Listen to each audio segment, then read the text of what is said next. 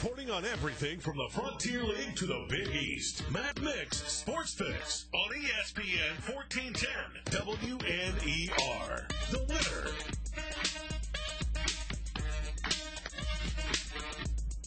Welcome back to Matt Mix Sports Fix. It's our NBA 2K preview show presented by GameStop. Make sure you get down to GameStop and pick it up. NBA 2K10 in stores right now. We got the 360 version, or my version now. I've flipped over from the 360 on PS3, and look me up when I get that game online, Matt Mix Sports Fix. But on the Sports Fix hotline with me right now, Scott Pitlick, GameProSports.com. He's the editor over at GamePro Sports. Scott, how you doing today? Hi, I'm doing all right. How are you, Matt? I'm very well myself, and your official review came out today on NBA 2K10, so we'll definitely get to that. First up, though, before we get to that, I wanted to get your thoughts on the franchise itself. It's pretty popular. It's been around now 10 years. What are your thoughts on NBA 2K as a whole, as the entire franchise? I think it's really only gotten better over the years.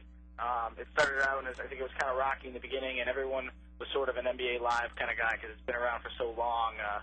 But over the years, 2K Sports has really proven that they know how to make a basketball game, that's for sure. And they've been great in all sorts of sports titles over the years. And we saw that with the NFL 2K series, and unfortunately, they lost the license to that. So, but the guys there definitely know what sports gamers are looking for, and they definitely know how to put out a good product. So Live has been trying to catch up over the years now.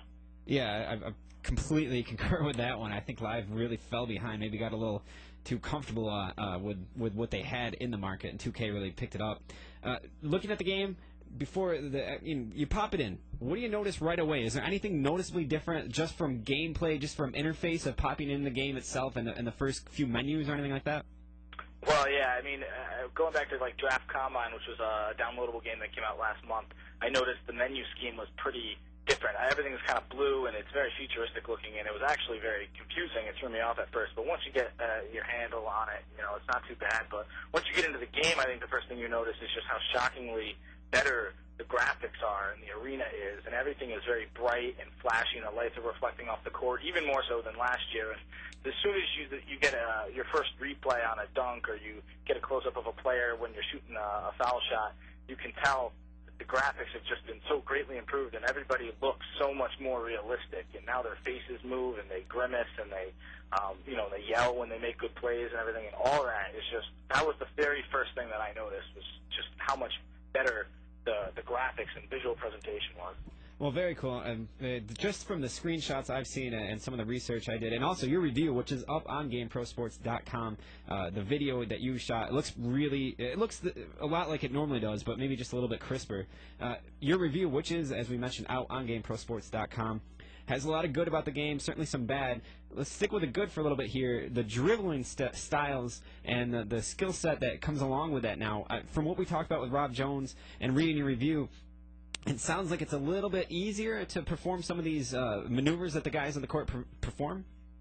Yeah, I think last year, last year and the previous years, everybody kind of got used to hammering on the turbo button and just running around without really tiring out your player. And that, of course, you had to use turbo to start doing dribbling moves and to do spin moves and all that. And this year they've changed it. In fact, they've limited how much turbo you can use. Of course, you can lay on it as much as you want, but it'll really tire your player out. And so instead of using the right trigger, which is turbo, now you use the left trigger, and it kind of acts as a modifier, and it lets you do all the different kinds of dribbling moves. And if you've just caught a pass and you haven't started dribbling yet, it lets you do jab steps and size up the defender a little bit so that you can beat him off the dribble, which makes it just so much easier. It's not that you couldn't do it last year. You could, and when you played online, you saw a lot of the better players do it, but that was really what separated the novice from the expert and the NBA 2K9. So in 2K10, I think it evens the playing field a little bit, and I think it just makes it a little bit more intuitive as to how you can go about dribbling.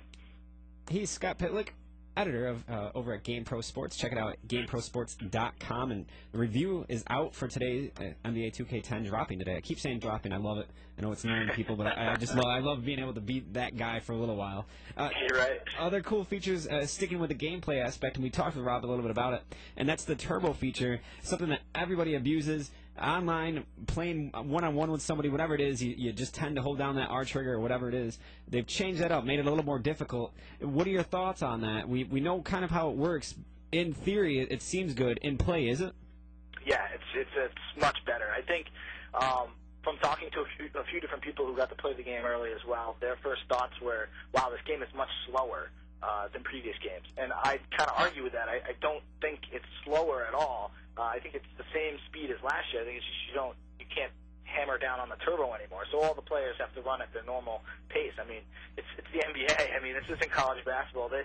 NBA stars don't go all out every single game. So, you know, they shouldn't do it in the video game either. So I think it's good. I think that the intense D, what used to be called lock-on D, you can't abuse that either this year because it also drains your turbo a little bit. So it just makes you use all of those things, turbo and intensity, sparingly. And so the better players will know how to use that to kind of, you know, keep their players fresh so they're not tired out.